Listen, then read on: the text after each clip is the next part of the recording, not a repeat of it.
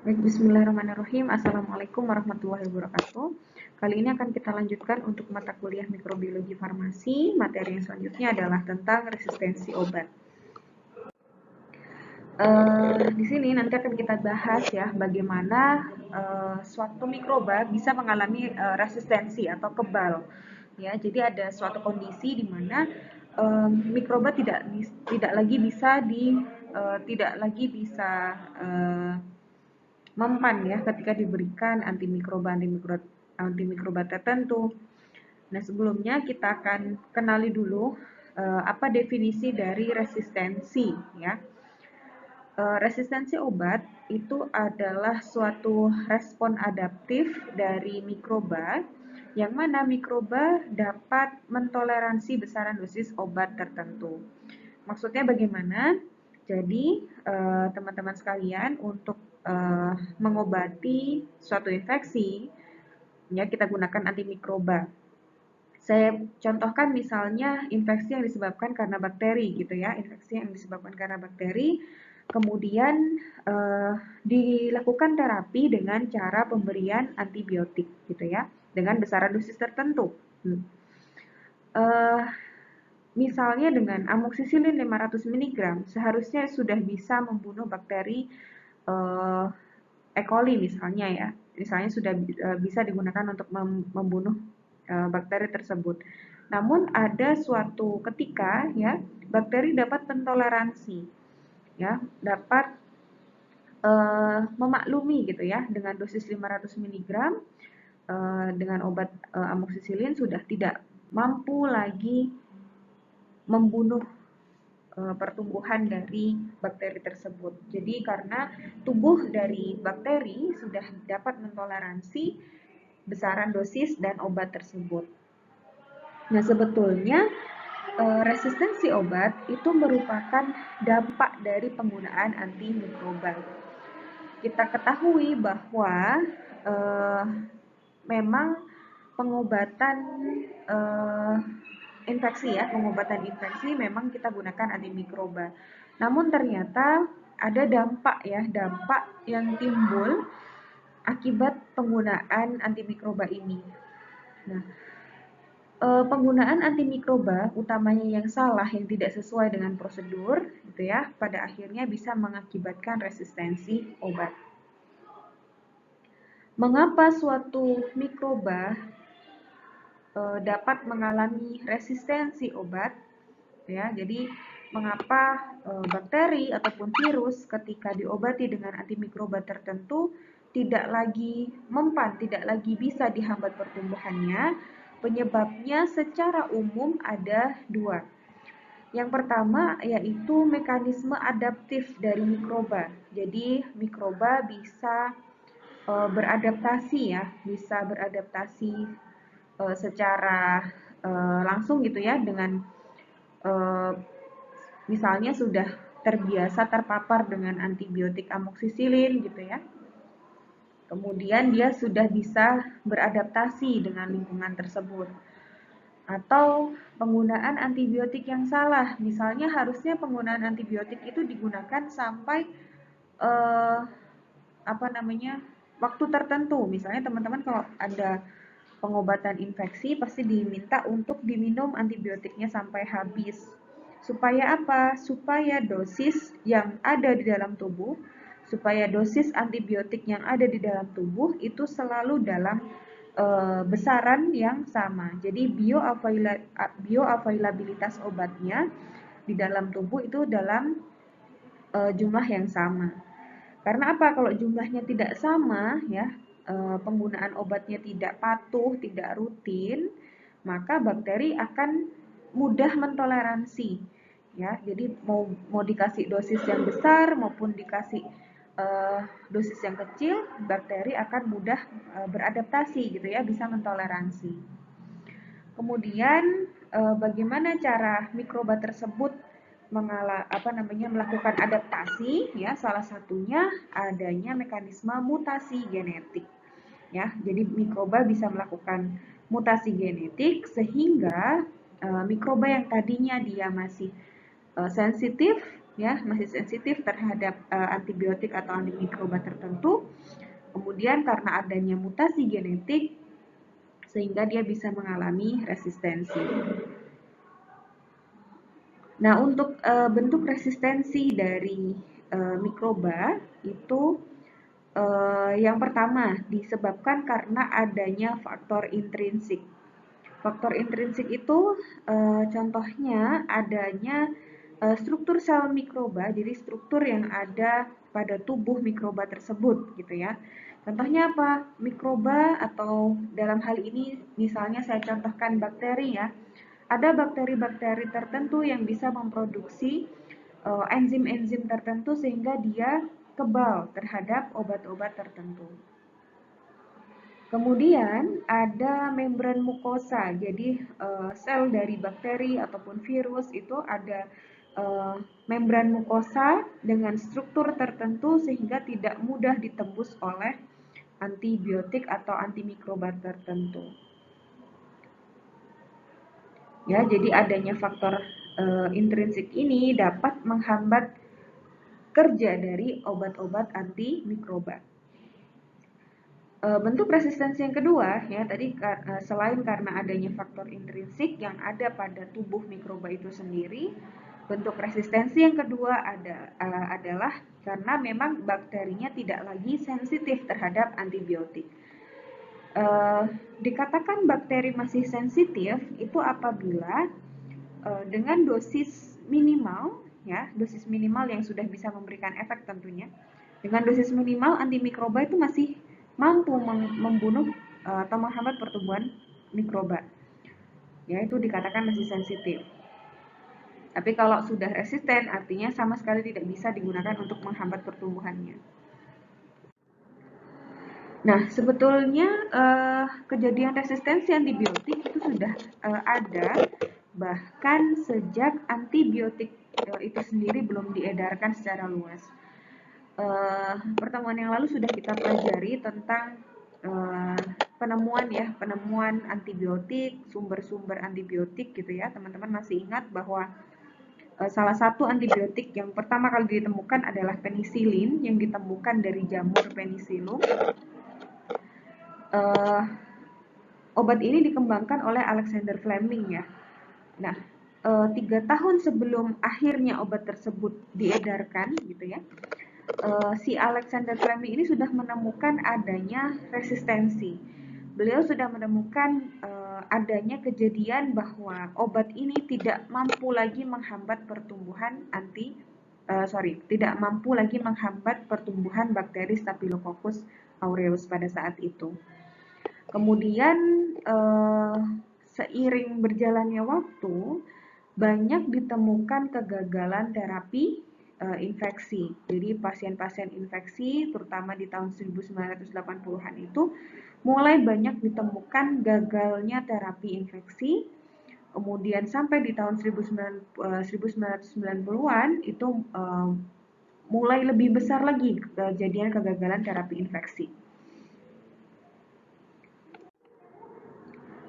Baik, kemudian kita akan kembali ke tadi ya bahasan mengenai bagaimana resistensi obat itu bisa dialami oleh mikroba. Jadi pada intinya teman-teman, resistensi itu adalah kejadian yang mana bakteri tidak bisa kita hambat pertumbuhannya menggunakan obat. Ya, secara umum mekanisme resistensi atau penyebab resistensi itu ada dua. Yang pertama adalah mutasi spontan pada kromosom mikroba. Jadi tidak direncanakan gitu ya, terjadi secara spontan. Ya, jadi pada satu sel mikroba itu terdapat atau terjadi mutasi pada kromosom mikroba seperti yang dulu pernah kita pelajari ya tentang mutasi genetik. Kemudian yang kedua, mekanisme secara umum ya ketika kita membahas tentang mekanisme adaptif dari mikroba, terutama misalnya bakteri ya, dalam menyebabkan resistensi, bagaimana dia. Jadi sebetulnya resistensi ini adalah mekanisme pertahanan tubuh ya dari mikroba supaya dia tidak bisa dibunuh dan dia terus bisa melanjutkan kehidupannya gitu kan. Namun masalahnya ketika mikroba eh, bertahan hidupnya, maka akan muncul kerugian pada sel host gitu ya.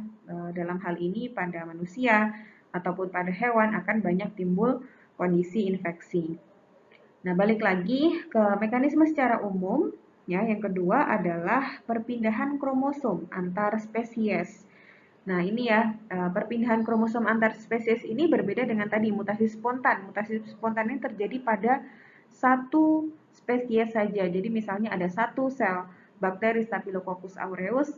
Nah, di dalam bakteri tersebut kromosomnya mengalami mutasi. Ya, ada perpindahan, kemudian ada perpindahan basa gitu ya, atau perubahan basa, atau bisa juga karena ada penambahan atau pengurangan basa. Nah, tadi ya yang kedua perpindahan kromosom antar spesies. Jadi misalnya ada dua spesies yang berbeda.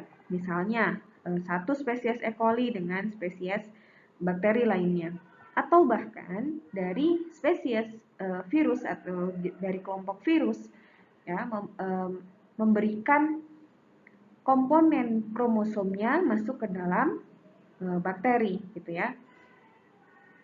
Nah, apa yang ditransfer ya, yang ditransfer antar spesies ini adalah resisten faktor atau R faktor ya, R faktor. Kalau teman-teman masih ingat dulu kita pernah belajar tentang plasmid ya yang ada pada bakteri. Nah, plasmid inilah yang bisa ditransfer antar spesies.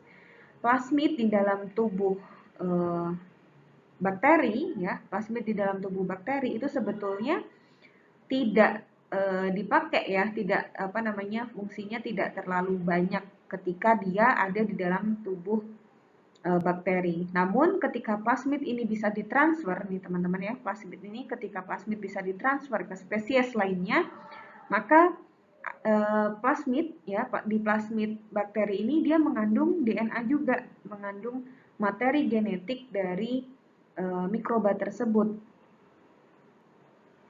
Ketika plasmid akan ditransfer ya, plasmid masuk ke dalam spesies yang lainnya, maka dia akan bergabung dengan DNA ataupun plasmid dari spesies yang lainnya.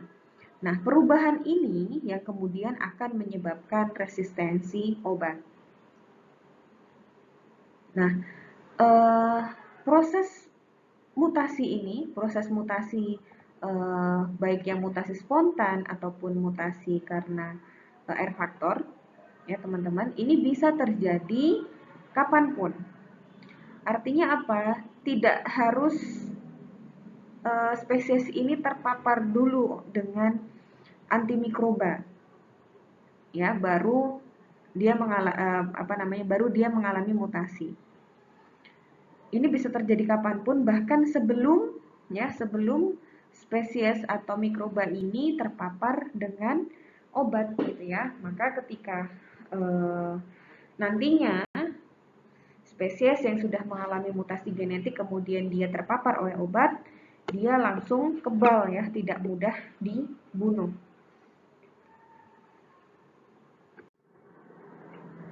Nah, secara khusus di sini akan saya bahas tentang mekanisme resistensi obat ya secara spesifik. Selain karena mutasi genetik, ada tadi ya beberapa faktor intrinsik yang dimiliki oleh bakteri ataupun mikroba lainnya sehingga dia tidak mudah dibunuh dengan obat. Yang pertama, faktor intrinsik ya. Yang pertama, mikroba dapat menghasilkan faktor intrinsik itu sendiri. Jadi mikroba menghasilkan enzim ya yang dapat menginaktivasi obat. Jadi contohnya di sini yang mudah diingat adalah bakteri, teman-teman. Kita kemarin sudah belajar tentang enzim beta laktamase. Nah, enzim beta laktamase ini dapat dihasilkan oleh bakteri-bakteri tertentu seperti Staphylococcus aureus, ya, kemudian bakteri Neisseria gonorrhoeae. Bakteri Neisseria gonorrhoeae ini adalah salah satu bakteri yang menyebabkan penyakit kelamin. Nah, kedua bakteri ini bisa menghasilkan beta-laktamase. Beta-laktamase itu adalah suatu eksoenzim, ya, enzim yang dikeluarkan oleh bakteri yang kemudian akan menginaktivasi obat. Sehingga kalau obatnya diinaktivasi, ya, dibuat menjadi tidak aktif, maka bakteri tersebut bisa tetap tumbuh. Ini gambarannya teman-teman, ini adalah penisilin, dia memiliki cincin beta-laktam, ya, cincin beta-laktam itu yang ini ya, cincin beta-laktam. Kemudian oleh enzim penisilinase atau enzim beta-laktamase dia akan dipecah, ya, cincin beta-laktamasenya menjadi pecah. Nah, karena strukturnya berubah, maka penisilin ini menjadi tidak aktif. Jadi beta-laktamase bisa menghidrolisis cincin beta-laktam pada obat-obat golongan penisilin dan cefalosporin. Itu mekanisme resistensi obat yang pertama. Oleh karena itu, kemarin kita bahas ya, ada obat-obat golongan penisilin yang dikombinasikan dengan clavulanat, ya, sehingga bisa meningkatkan sensitivitas dari antibiotik tersebut dalam menghambat pertumbuhan bakteri-bakteri penghasil enzim beta-laktamase. Kemudian yang kedua, mekanisme resistensi yang kedua dapat terjadi karena hilangnya atau menurunnya jumlah obat yang bisa sampai ke sel mikroba. Jadi mengapa ini bisa terjadi gitu ya? Jadi obat-obat yang sampai kepada sel mikroba itu harusnya banyak, namun yang terjadi hanya sedikit yang sampai ke sel mikroba. Nah, kondisi ini dapat terjadi karena adanya perubahan reseptor yang dapat membawa masuk obat-obat ke dalam sel mikroba. Jadi ini lagi-lagi adalah faktor intrinsik, ya, faktor yang dimiliki terkait dengan struktur sel dari mikroba. Jadi teman-teman, ini di gambar ini dijelaskan bahwa pada permukaan atau dinding sel dari mikroba memiliki reseptor-reseptor yang fungsinya untuk pintu masuk, ya, pintu masuk obat-obat, ya. Masih ingat ya, obat untuk bereaksi harus berdekatan dengan reseptor.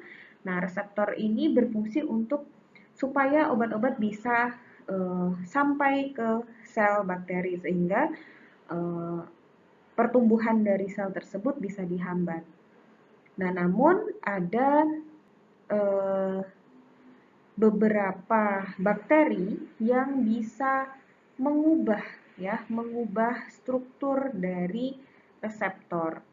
Jadi reseptornya berubah strukturnya. Di sini digambarkan yang tadinya bentuknya seperti ini menjadi seperti ini. Jadi strukturnya berubah sehingga obat-obat tidak mengenali reseptornya. Ketika obat-obat ini tidak bisa mengenali reseptornya, maka obat tidak dapat mencapai target aksinya. Jadi dia tidak bisa berikatan dengan reseptor. Sehingga dikatakan bahwa mekanisme ini ya, hilangnya atau menurunnya jumlah obat yang bisa sampai ke sel mikroba. Contohnya apa? Contohnya misalnya adanya resistensi terhadap antibiotik golongan aminoglikosida, ya, golongan aminoglikosida, teman-teman diingat lagi apa contoh obatnya, ya.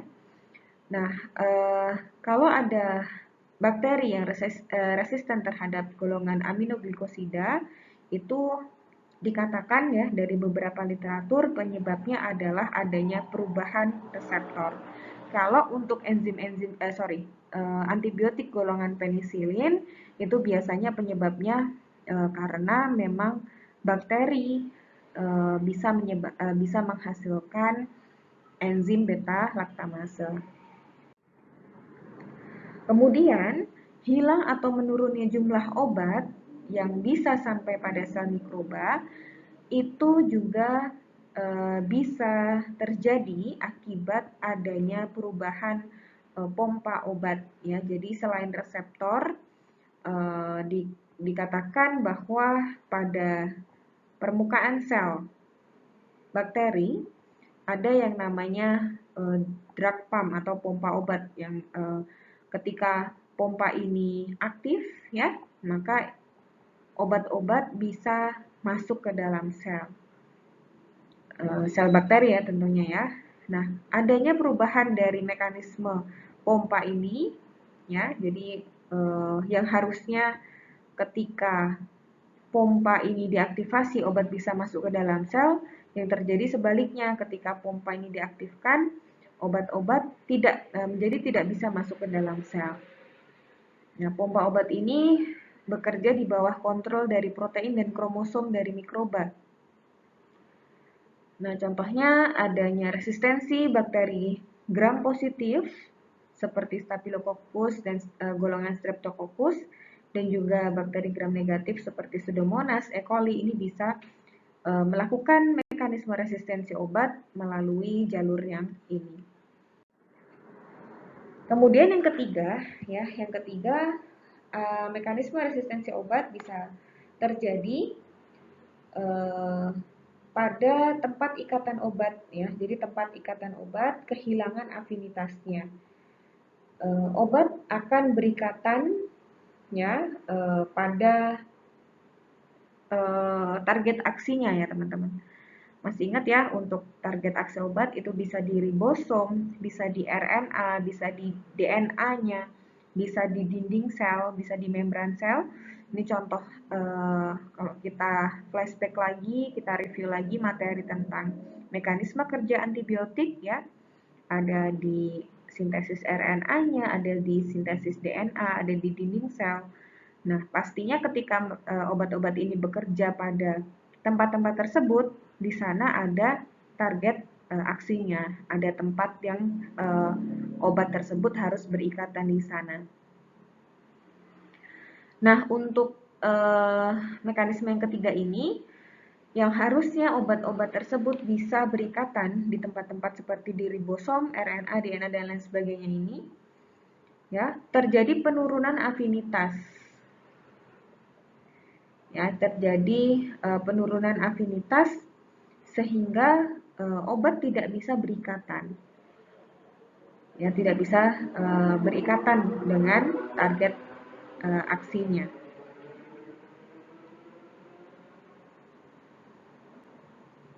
Oke, contohnya ada beberapa contohnya yang saya sampaikan di sini.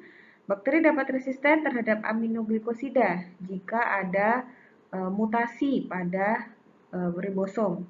Ya, jika ada mutasi pada ribosom, jadi harusnya dia berikatan dengan ribosom dengan bentuk yang biasanya ya sudah dikenali oleh obat, namun karena adanya mutasi pada ribosomnya, jadi ribosomnya misalnya berubah bentuk, sehingga karena adanya perubahan bentuk tersebut menyebabkan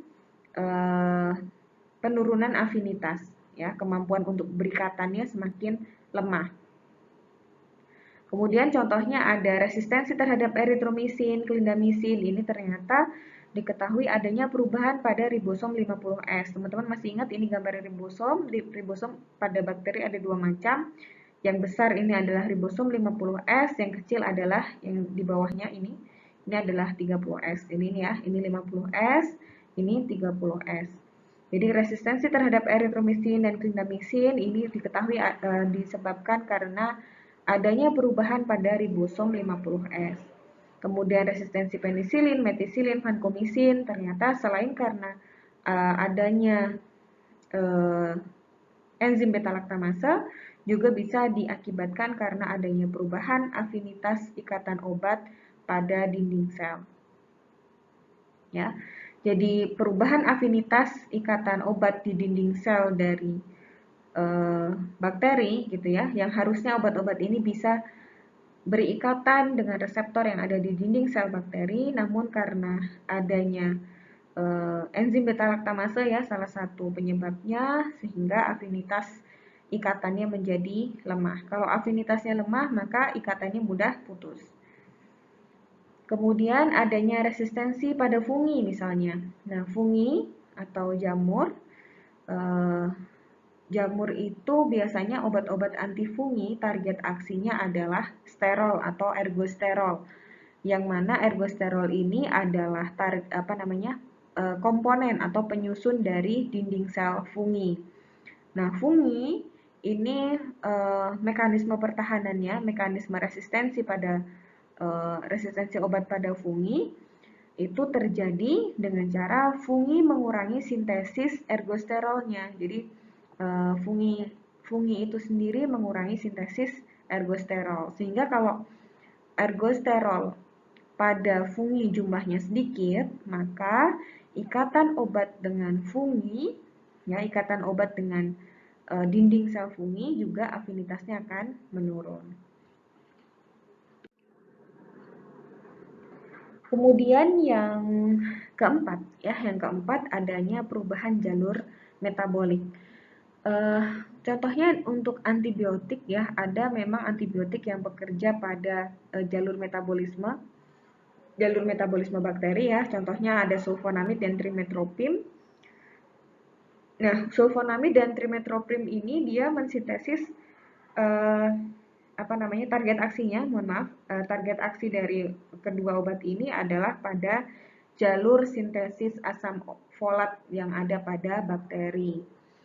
Nah, ketika asam folat ini, jalur sintesis asam folat pada bakteri kalau diserang sama obat-obat ini, maka tidak terjadi sintesis asam folat. Kalau asam folat itu tidak tersintesis pada tubuh bakteri, maka bakteri akan kehilangan bahan baku untuk membuat RNA, DNA ataupun protein. Ya, sehingga dia tidak bisa melakukan pertumbuhan. Nah, mekanisme resistensi dari bakteri supaya dia tidak mudah dibunuh dengan obat-obatan gitu ya. Nah, salah satunya ada bakteri-bakteri yang melakukan modifikasi atau perubahan jalur metabolisme. Jadi misalnya nih ya gambarnya teman-teman, diibaratkan harusnya jalur metabolismenya yang warna hijau ini, namun karena dia sudah hafal, wah nanti kalau pakai jalur ini nanti ada obat, nanti saya tidak bisa tidak bisa tumbuh gitu ya. Maka dia melakukan modifikasi jalur ya. Itu yang bisa dilakukan oleh mikroba. Jadi dia bisa melakukan modifikasi jalur, gambarannya analoginya seperti misalnya teman-teman kalau mau berangkat atau mau pergi lewat jalur yang warna hijau, tapi karena suatu hal teman-teman belok lewat jalur yang warna pink. Nah, ini salah satu mekanisme bakteri dalam mempertahankan hidupnya. Jadi ini mekanisme bakteri menimbulkan resistensi obat. Nah, contohnya apa? Dengan merubah jalur ini, salah satu contohnya adalah dengan cara memproduksi enzim-enzim yang lainnya. Jadi misalnya harusnya dia memproduksi enzim X di sini, tapi dia memproduksi enzim yang lainnya sehingga enzim ini tidak dikenali oleh obat-obat antimikroba. Oke, baik. Kemudian karena seperti yang sudah kita ketahui bahwa bakteri bisa memiliki mekanisme resistensi terhadap obat-obatan, maka kita pun ya harus memiliki strategi untuk menurunkan kejadian resistensi antimikroba. Karena apa? Semakin banyak bakteri ataupun mikroba apapun itu ya yang resisten, jadi kalau semakin banyak mikroba yang resisten, maka terapinya pun akan semakin susah. Ya, kalau kejadian infeksi tidak mudah atau sulit ditangani, maka akan mudah menyebar juga gitu ya. akan menyebabkan morbiditas dan mortalitas yang tinggi. Strategi penurunan kejadian resistensi antimikroba ini dapat dilakukan pada dua sektor. Yang pertama adalah sektor user atau pengguna obat. Jadi penggunaan obat harus kita perbaiki, ya, harus dikontrol, harus dimonitoring. Misalnya, untuk diagnosis dan peresepan obat itu harus tepat, terutama obat-obat antibiotik. Jangan berikan antibiotik pada infeksi virus, jangan berikan antivirus pada infeksi bakteri dan lain sebagainya. Ingat prinsip 4T dan 1W, tepat obat, tepat indikasi, tepat pasien, tepat dosis, dan waspada efek samping. Kemudian kepatuhan pasien, ya, karena penggunaan obat secara teratur itu akan mencegah mutasi genetik dari mikroba.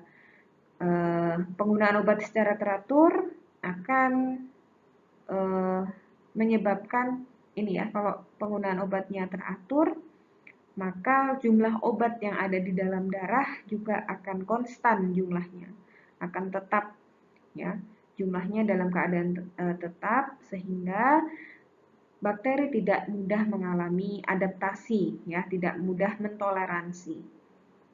Kemudian lakukan kombinasi obat jika diperlukan. Kombinasi obat di sini misalnya adalah penggunaan dua jenis antimikroba atau lebih dalam penanganan satu infeksi. Supaya apa? Supaya mikrobanya tidak mudah mengenali, ya, tidak mudah beradaptasi. Misalnya digunakan antibiotik yang itu-itu saja gitu. Kemudian perlunya tambahan pengetahuan tentang bahaya resistensi obat. Resistensi obat, mekanisme resistensi obat ini harus diberikan bahkan sejak dalam ini, ya, pendidikan, ya, di dunia pendidikan, kemudian ke pasien, ya. Tentunya kalau teman-teman menjelaskan tentang resistensi obat pada pasien tidak perlu detail, ya. Jadi tidak perlu menggunakan bahasa-bahasa ilmiah, gunakan bahasa yang ringan, ya, gunakan bahasa yang ringan sehingga para pasien mudah memahami. Nah, kalau pasiennya paham akan bahaya resistensi, maka pasien juga akan mudah menggunakan obat secara teratur.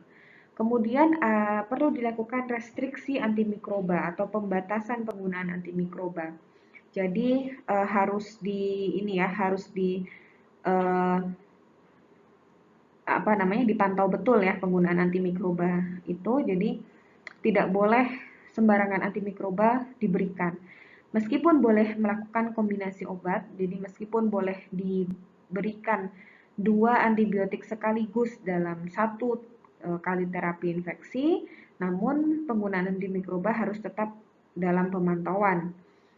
Contohnya kemarin, ya, ada antibiotik yang memang penggunaannya dibatasi. Ya, karena apa? Karena antibiotik ini mekanismenya dikatakan paling canggih gitu, ya, sehingga menjadi alternatif ketika antibiotik yang lain sudah resisten. Kemudian restriksi antimikroba juga perlu dilakukan berdasarkan diagnosis terapinya. Tadi, ya, kalau infeksinya bukan karena bakteri, maka tidak perlu diberikan antibiotik. Kemudian penggunaan antibiotik pada pakan hewan, jadi teman-teman di peternakan, di banyak peternakan itu biasanya makanan hewannya dicampur dengan antibiotik. Tujuannya mungkin memang supaya hewan-hewan ternaknya tidak mudah terserang infeksi. Namun penggunaan antibiotik pada pakan hewan ini kalau tidak terkontrol, ya, maka akan justru menyebabkan resistensi antimikroba. Kenapa bisa seperti itu? Karena pakan hewan, ya, nantinya akan termakan oleh hewan, ya. Kemudian bakteri-bakteri yang dihasilkan melalui feses hewan kita tidak pernah tahu bakteri-bakteri tersebut akan terpapar kapan, ya, melalui cara apa kita tidak pernah tahu, apakah melalui air, ya, melalui air sungai misalnya, atau melalui cara yang lain. Nah, dikhawatirkan penggunaan antibiotik yang sembarangan ya, yang terlalu banyak gitu ya pada pakan hewan ini bisa memunculkan masalah resistensi antibiotik. Karena apa? Oh, bakteri-bakteri yang ada di yang awalnya dia flora normal ya, kemudian dia terpapar oleh banyak jenis antibiotik, kemudian bakteri kemudian akan dikeluarkan melalui feses, misalnya ya salah satunya melalui feses ataupun melalui urin dari hewan ternak. Baik itu hewan ternak seperti sapi, kuda, bisa juga ikan gitu ya. Nah, kalau ikan, daging ikan itu akan termakan dan lain sebagainya, itu proses yang panjang ya teman-teman, sampai penggunaan antibiotik pada pakan hewan ini bisa menyebabkan resistensi antimikroba. Kemudian ketika ada pilihan proteksi yang lainnya, seperti contohnya vaksin ya, maka ini bisa menjadi alternatif. Jadi tidak selalu diberikan antimikroba gitu ya, tapi boleh diberikan alternatif yang lain seperti penggunaan vaksin. Kemudian dari sektor lainnya, dari sektor penelitian dan pengembangan obat, apabila masih memungkinkan ya ditemukan atau pengembangan obat-obat antibiotik yang bisa digunakan dalam waktu yang lebih singkat misalnya gitu ya, ini harus terus dikembangkan. Kemudian misalnya ada mekanisme baru, jadi kalau kemarin kita kenal antivirus itu ada beberapa mekanismenya, kemudian antibakteri ada 5 mekanismenya gitu ya. Nah, apakah masih memungkinkan pengembangan penelitian obat-obat baru yang menjadikan target baru ya, target baru atau mekanisme baru yang belum ada sekarang. Nah, ini strategi ini bisa terus dikembangkan dan dikontrol supaya bisa menurunkan angka resistensi antimikroba. Nah, contoh beberapa bakteri yang sudah banyak resisten, nih teman-teman ya, contohnya ada Staphylococcus, bakteri golongan Staphylococcus, baik itu Staphylococcus aureus, Staphylococcus epidermidis, itu sudah banyak yang resisten terhadap antimikroba yang seharusnya bisa atau sensitif terhadap bakteri tersebut. Kemudian bakteri Neisseria gonorrhoeae, Streptococcus pneumoniae, Enterococcus, dan banyak juga bakteri-bakteri gram negatif ya yang sudah resisten terhadap antimikroba.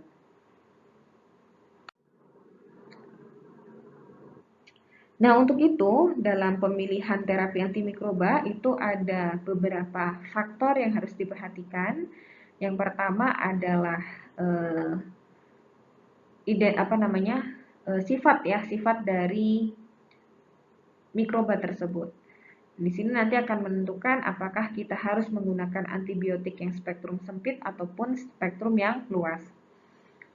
Kemudian tentang sensitivitas bakteri ataupun mikroba, baik itu jamur, bakteri, virus, parasit ya, terhadap antimikrobanya. Apakah antimikroba ini masih sensitif, masih bisa untuk menghambat pertumbuhannya atau tidak?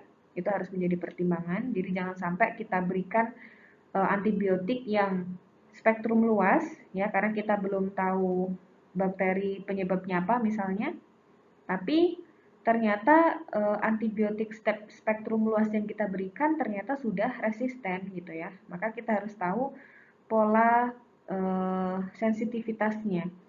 Bakteri-bakteri ini sensitif terhadap antibiotik apa saja harus diketahui. Kemudian dalam pemilihan terapi antimikroba juga harus mempertimbangkan kondisi pasien yang lainnya. Misalnya apakah pasien ada alergi, kemudian efek samping obat yang lainnya. Nah, ini ya teman-teman metode yang bisa digunakan untuk memastikan sensitivitas dari antimikroba. Jadi biasanya digunakan di cawan Petri, kemudian kita berikan media, kita tumbuhkan media di sana. Di atas media kita tanam bakteri. Ya, kita tanam bakteri, kemudian setelah itu kita tambahkan antibiotik di sini. Biasanya bentuknya disk bulatan seperti ini. Bisa ditempel seperti ini, ya, ditempel di ini media. Ada media, biasanya berwarna bening, kemudian kita tumbuhkan bakteri di atasnya. Kalau yang cara yang ini dengan cara medianya dilubangi. Jadi dibuat lubang, kemudian ke dalam lubang ini dimasukkan cairan-cairan antibiotik dengan dosis tertentu. Kalau cara yang ini menggunakan disk ya, menggunakan seperti kertas saring yang dipotong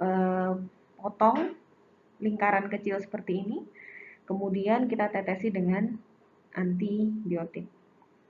Nah, ketika terbentuk area yang jernih seperti ini, teman-teman ya. Ini ya, digambarkan di sini juga ada area yang jernih di sini atau seperti ini. Ya, ada area jernih, yang area yang lainnya keruh. Ini juga ya, ini jernih, kemudian area di sekelilingnya keruh. Nah, yang keruh ini menunjukkan bahwa adanya pertumbuhan bakteri. Sedangkan yang jernih, ya, yang jernih ini menunjukkan bahwa bakteri dapat dibunuh. Dibunuh oleh siapa? Oleh antibiotik yang tadi kita teteskan pada disk ini. Atau kalau di sini, ini yang di luar ini keruh, kemudian di sekeliling antibiotik ini ya, ada area yang jernih. Nah, area yang jernih ini kita ukur, teman-teman. Berapa senti sih? Kita cari diameter vertikal dan horizontalnya. Kemudian di rata-rata. Nah, dari pengukuran ini nantinya bisa diketahui apakah antibiotik tersebut resisten ataukah sensitif atau intermediate. Kalau intermediate ini di tengah-tengah ya, artinya tidak terlalu kuat. Nah, contohnya di sini gentamisin. Nah, gentamisin dikatakan resisten jika diameter yang dihasilkan di sini kurang dari 17 mm, artinya kurang dari 1,7 cm. Kalau gentamisin di sini akan dikatakan sensitif ya, dikatakan sensitif apabila menghasilkan diameter zona hambat ya, diameter zona hambatnya lebih dari 21 mm atau 2,1 cm. Di sini contoh yang lainnya misalnya kloramfenikol. Kloramfenikol nanti dikatakan resisten bila zona hambat bening ini yang dihasilkan kurang dari 21 mm, sedangkan dikatakan resisten bila dikatakan sensitif bila lebih dari sama dengan 21 mm. Seperti itu. Jadi ini adalah peran dari salah satunya laboratorium mikrobiologi yang ada di rumah sakit gitu ya, untuk terus memastikan bahwa bakteri-bakteri ini masih sensitif tidak dengan antibiotik yang menjadi pilihan terapinya. Nah, ini contoh yang lainnya. Kalau yang slide yang sebelumnya tadi menggunakan media padat, kalau yang ini adalah dengan media cair. Jadi digunakan media cair, kemudian ditambahkan, kalau di slide ini yang dicontohkan adalah antifungi. Jadi ditambahkan antifungi dengan besaran dosis tertentu, maka nanti selanjutnya akan dilihat ya apakah ada pertumbuhan fungi di sana. Ini ada yang warna pink, ada yang warna biru, ada yang jernih. Ya, kalau warnanya pink menunjukkan adanya pertumbuhan dari pertumbuhan dari fungi. Kalau warnanya biru menunjukkan tidak ada pertumbuhan dari fungi. Kalau yang warnanya jernih karena dia sebagai kontrol ya, ini memang tidak diberikan obat di sana. Ya, jadi dari sini kita bisa lihat apakah dalam hal ini antifungi ya, apakah antifungi masih sensitif atau sudah tidak sudah resisten terhadap antifungi tersebut. Misalnya di sini pink menunjukkan adanya pertumbuhan. Jadi dengan fluconazole di sini warnanya hampir semua medianya pink, berarti dia masih tetap bisa tumbuh ya meskipun diberikan antifungi. Kalau dari sini kita bisa lihat yang paling sensitif adalah yang voriconazole karena yang jumlah yang berwarna pink hanya sedikit. Kemudian yang kedua, selain sensitivitas, kita juga harus tahu besaran dosis ya yang bisa digunakan untuk menghambat pertumbuhan mikroba. Jadi kita harus tahu berapa MIC-nya, minimum inhibitory concentration, Jadi konsentrasi minimum dari antimikroba yang dapat menghambat pertumbuhan mikroba tersebut. Jadi ada metodenya ya, ada metode yang bisa dilakukan untuk mengetahui berapa sih konsentrasi minimal yang bisa menghambat pertumbuhan bakteri. Nah, dari sini teman-teman bisa dilihat contohnya penicillin G misalnya. Penicillin G ini MIC-nya adalah 4 mikrogram per mililiter untuk menghambat pertumbuhan Staphylococcus aureus. Jadi ini adalah dosis minimum ya, dosis minimum yang bisa digunakan oleh penicillin G dalam menghambat pertumbuhan Staphylococcus aureus. Di sini nanti teman-teman bisa lihat ya, ada ampicillin, ada sulfamethoxazole, kemudian ada tetracycline, ada cefaclor. Nah, ini kemudian di bawah ini ada beberapa contoh bakterinya. Jadi berbeda bakteri itu MIC-nya akan berbeda juga gitu. Kalau NA ini belum diketahui ya. Nah, mungkin di sini bisa jadi peluang teman-teman untuk meneliti kalau memang di sini belum diketahui MIC-nya. Oke, selanjutnya tentang kegagalan terapi antimikroba, teman-teman. Jadi selain karena resistensi gitu ya, terapi antimikroba itu bisa gagal karena memang tidak sampai di tempat aksinya. Ya, contohnya di otak, di sendi, di tulang itu yang perfusinya jelek. Jadi tidak perfusi atau aliran darah ke sendi, ke tulang itu perfusinya jelek. Jadi aliran darahnya tidak bagus, maka tidak banyak obat-obat yang bisa sampai tembus ke sana. Kalau di otak itu bariernya tebal, perfusinya bagus, aliran darahnya bagus, tapi lapisannya tebal sehingga susah ditembus. Nah, ini bisa faktor-faktor ini bisa menyebabkan kegagalan terapi antimikroba. Kemudian selain karena resisten juga ya, adanya mixed infection. Jadi adanya infeksi yang disebabkan karena lebih dari satu jenis mikroba. Ternyata pasien selain karena ada infeksi bakteri, pasien juga mengalami infeksi virus dan juga ada infeksi parasit yang lainnya, misalnya adanya mixed infection. Ini juga bisa menyebabkan kegagalan terapi antimikroba. Baik, mungkin itu yang bisa saya sampaikan tentang materi resistensi antimikroba. Teman-teman silahkan disampaikan apabila ada yang ingin ditanyakan terkait dengan materi ini, tentang materi yang kurang jelas disampaikan atau ada yang perlu saya ulang penjelasannya, silahkan disampaikan. Terima kasih untuk perhatiannya. Saya akhiri. Assalamualaikum warahmatullahi wabarakatuh.